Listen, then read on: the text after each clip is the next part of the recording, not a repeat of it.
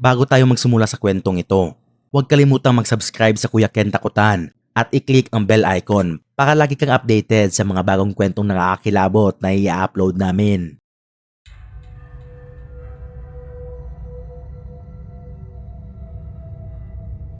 Noong mga panahong yun, graduating na kami sa isang universidad dito sa Davao City. Lahat kami pagod, halos wala ng tulog, puro kape, stress at deadline. Fourth year architecture student ako noon at gaya ng kakamihan, gabi-gabi kaming nasa campus. Isang gabi, natapos kami mag-render ng final group project sa computer laboratory sa 5th floor, yung building malapit sa C Hall, yung may registrar at OSA. Mga bandang alas 10 na ng gabi noon nang tuluyan kaming lumabas ng ComLab. Tahimik na ang paligid, patay na halos lahat ng ilaw sa corridors. Ang natitirang liwanag lang ay ilaw ng mga street lamp sa labas at yung malamlam na sinag ng buwan na sumisilip sa mga bintana. Wala halos tunog, maliban sa mga yabag ng mga paa namin at paghinga naming pagod. Nagpasya kaming bumaba sa hagdanan malapit sa C building. Habang naglalakad daw pababa, napatingin ako sa gilid ng hagdanan sa may railings ng C building. Doon ko sila nakita, 3 anino. Nakatayo lang sila, hindi gumagalaw, walang muka, walang detalye.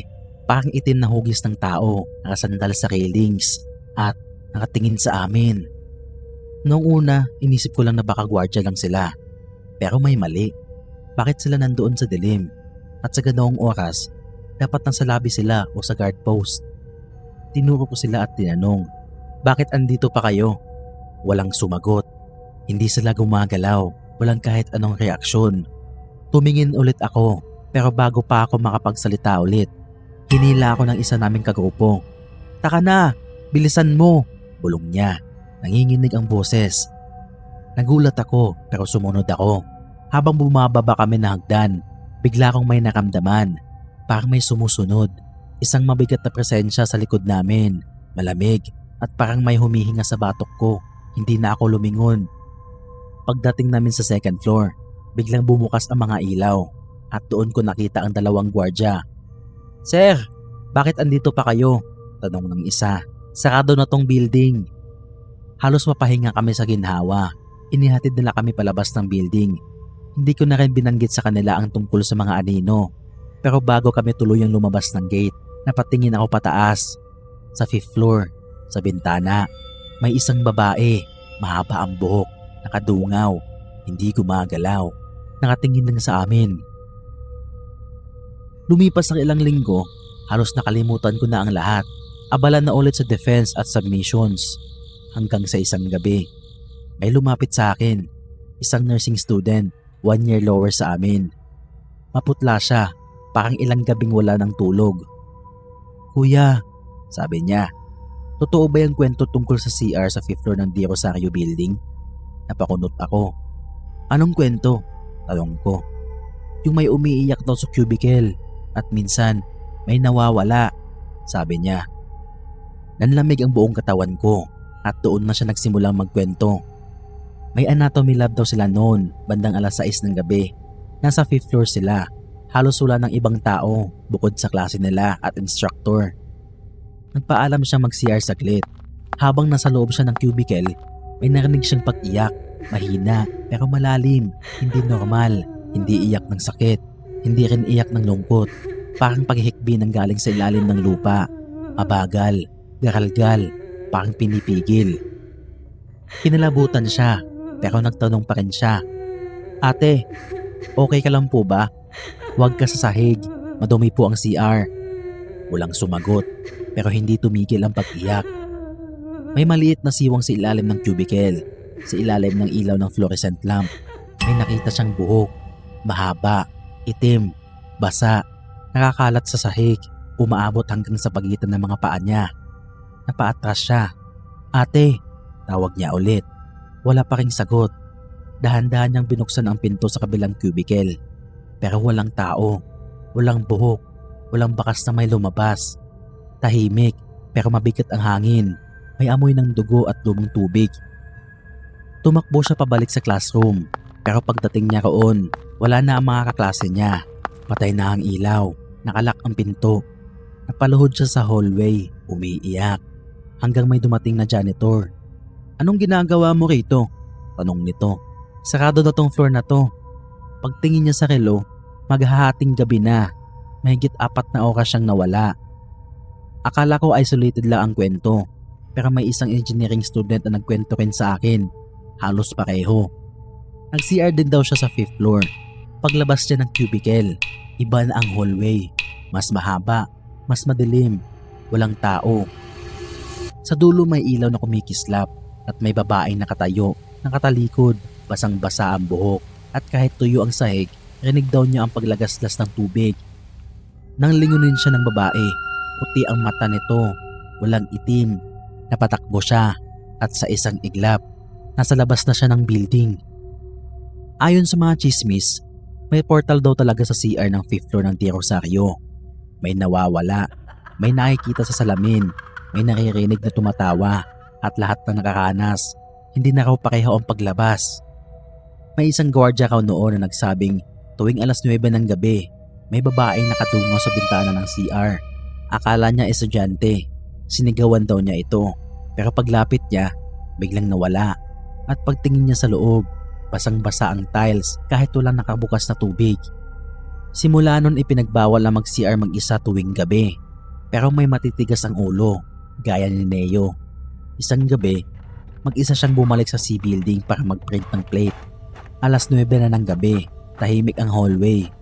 Hanggang may narinig siyang pagbukas ng pinto sa dulo. "Hello? Guard?" Tawag niya.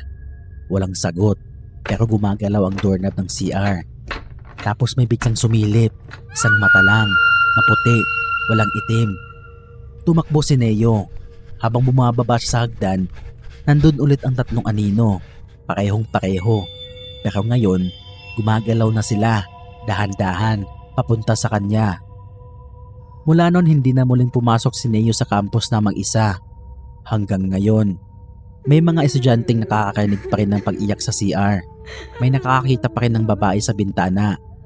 Urban legend man o totoo, iisa lang ang babala ng mga upperclassmen sa Davao University. Kung gabi na at nasa 5th floor ka ng Tia Rosario building, huwag kang mag-CR mag-isa. Baka hindi lang mga anino ang kasama mo. Baka hindi ka na rin makabalik.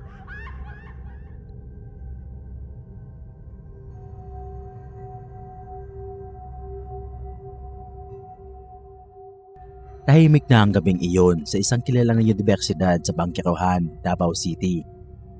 Ayon sa mga nakakaalam, may isang lumang gusali roon na may 3 palapag at ang ikatlong palapag ay eksklusibong ginagamit ng mga IT students. Sa pinakadulo ng pasilyo matatagpuan ang isang silid-aklatan. May salaming dingding at pinto na parang palaging malamig kahit tanghaling tapat. Ayon sa mga kwento ng mga alumni, dati raw iyon ang lumang faculty room bago ito ginawang library. May mga estudyanteng nagsasabing may kakaibang presensyang nararamdaman sa tuwing lumalapit sila sa bahagi ng gusaling iyon, lalo na kapag gabi. Pero karamihan, tinatawanan lang ang ganito mga usapan hanggang sa nangyari ang insidente noong 2016. Isang gabi, isang grupo ng mga estudyante mula sa media section ng IT department ang naiwan sa ikatlong palapag. Gumagawa sila ng video para sa kanilang final project, isang short film tungkol sa digital paranoia. Ayon sa kwento ng isa sa kanila, mga bandang alas 9 na ng gabi nang matapos sila mag-shoot ng kanilang eksena sa hallway. "Okay guys, last scene na to, sa tapat naman ng library," sabi ng kanilang leader na si Carlo habang inaayos ang kamera. Tahimik na ang buong gusali, tapos na ang lahat ng klase, pati ang janitor ay bumaba na. Sa ikatlong palapag, tanging ang humahampas na hangin lang mula sa bintana at tunog ng fluorescent light ang maririnig. Ang eksenang kukunan nila ay simpleng paglalakad lang sa hallway, dadaan sa tapat ng silid-aklatan. Isang take lang daw at tapos na sila. Pagkatapos makunan, naupo sila sa sahig habang pinapanood ang raw footage. Nakangiti pa ang lahat, may halakhak pa habang binabalikan ang mga bloopers. Pero biglang napahinto ang leader nila. "Guys, teka lang," bulong niya. Tapos ay lumapit yung iba, nakatingin sa screen ng kamera. Sa eksenang dumadaan sila sa tapat ng salaming pinto ng library, may nakita sila ng reflection sa loob. Isang figura ng tao. Nakaitim ito mula ulo hanggang paa. Hindi ito gumagalaw. parang nakamasid lang. Baka janitor lang, tanong ng isa. Wala nang tao sa itaas. Ako mismo ang naglock ng pinto kanina, sagot ni Carlo. Muling ni-rewind ang clip at nandoon nga. Sa mismong sandaling dumaan ang aktor sa loob ng library. Nakatayo ang isang anino. Malinaw ang silweta. Parang lalaki, matangkad at nakayuko. Pero ang nakakakilabot, lahat sila ay nakasuot ng uniformeng pink at puti. Wala ni isa sa kanila ang nakaitim. Putek, bulong ng isa. Baka reflection lang. Pero kahit ilang ulit nila pinanood, hindi nagbago. Ang figura ay nasa loob ng library. Hindi ito sumasabay sa kilos nila. Hindi ito refleksyon. Pagkalipas ng ilang minuto, unti-unting bumigat ang hangin sa paligid. Tahimik na nagkatinginan ang grupo. Halatang nanginginig. Guys, taka na. Bukas na lang natin ituloy ito, sabi ni Carlo habang tinatanggal ang camera sa tripod. Paglabas nila ng gusali, sabay-sabay silang huminga ng malalim. Parang may bigat na naiwang nakadikit sa likod nila. Kinabukasan, binalikan nila ang video para ipakita sa kanilang extractor bilang ebidensya ng editing error. Pero nung buksan nila ang file, nag-corrupt ito. Lahat ng scenes na nandoon, maliban sa eksena ng iyon, ang parte kung saan nila nakita ang anino, bigla itong nawala. Mula noon, kumalat ang kwento sa buong IT department. Tinawag nila itong anino sa silid-aklatan. May mga sumunod na batch ng estudyante ang nagsasabing kapag nag-overtime sila sa editing room malapit doon, may naririnig daw silang kaluskos sa kabilang kwarto. Parang may mga yapak na mabagal. May ilan doon na nakita ang refleksyon ng tao nakaitim sa salamin kahit walang tao sa loob. Isang beses, may janitor na nagkwento. Habang naglilinis daw siya sa 3rd floor, bandang alas 12 ng gabi, biglang nagpatay sindi ang mga ilaw. Pagbalik ng ilaw, may anino nakatayo sa loob ng library. Para siyang nagbabantay. Hindi na ako siya umakyat ulit mag-isa mula noon. May lumabas din na iba pang impormasyon. Ayon sa matandang staff ng school, dati raw sa gusaling iyon ay may faculty na namatay sa heart attack sa mismong silid-aklatan noong early 2000. Mahilig daw itong tumambay doon mag-isa ng gabi dahil sa thesis papers ng mga estudyante. Baka siya yung nakikita nila, sabi ng staff. Hindi pa siguro siya matahimik. Ang iba naman, naniniwalang hindi iyon isang guro, kundi isang nilalang, isang aninong tagapangalaga ng mga bagay na hindi dapat galawin. Makalipas sa ilang buwan, naglinis ng hard drive si Carlo. Habang inaayos ang mga lumang project folders, napansin niyang may isang file na walang pangalan, isang corrupted video na hindi niya matandaan kung kailan na-save. Nang subukan niyang i-play, bumukas ito ng ilang segundo, grainy pero malinaw. Ang eksena dito, koridor ng ikatlong palapag. Walang naririnig kundi mahinang ingay ng hangin. Tapos biglang gumalaw ang kamera, parang may naglakad papunta sa pinto ng library. At doon, sa salamin, isang itim na figura ang dahan-dahang lumitaw. Wala itong muka, dahan-dahang tumingin diretso sa kamera. Nag-glitch ang footage bigla, pagkatapos ay itim. Kinabukasan, binura ni Carlo ang file, pero mula noon, tuwing dadaan siya sa 3rd floor, may nakaramdaman siyang malamig na hangin kahit sakado lahat ng bintana. At minsan daw, sa salamin ng library, parang may mga mata nakatingin pabalik. Hanggang ngayon, usap-usapan pa rin sa Davao City University ang anino sa silid-aklatan. Bihira na ang nagpupunta sa ikatlong palapag kapag lumulubog na ang araw. May mga ilang estudyante pa rin ang nakakakita ng refleksyon sa salamin kahit walang tao. May ilan din na nagsasabing sa tuwing nag-i-edit sila ng gabi, parang may humahawak sa balikat nila, malamig at mabigat. Minsan may security guard na minsan nag-ikot bandang alas 2 ng umaga. Nakasindi lahat ng ilaw, pero sa loob ng library, may anino nakatayo sa gitna, nakaharap daw ito sa pinto. Nang lapitan niya ito, biglang nagdilim ang buong floor. Pagbalik daw ng ilaw, wala na ito. Ngunit mula sa loob ng library, malinaw niya nakita sa salamin ang isang marka ng kamay, itim at basa, nakadikit sa loob ng pinto.